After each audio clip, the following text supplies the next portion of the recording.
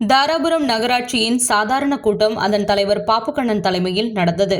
நகராட்சி ஆணையாளர் முகமது முஸ்தபா மற்றும் நகராட்சி பொறியாளர் அலுவலர்கள் முன்னிலை வகித்தனர்.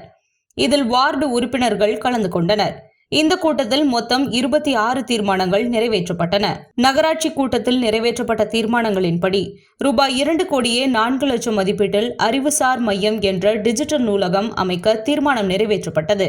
இதை மாணவ மாணவிகள் மற்றும் பொதுமக்கள் என அனைவரும் பயன்படுத்தி தேவையான தகவல்களை பெற வழிவகை செய்யப்பட்டுள்ளது.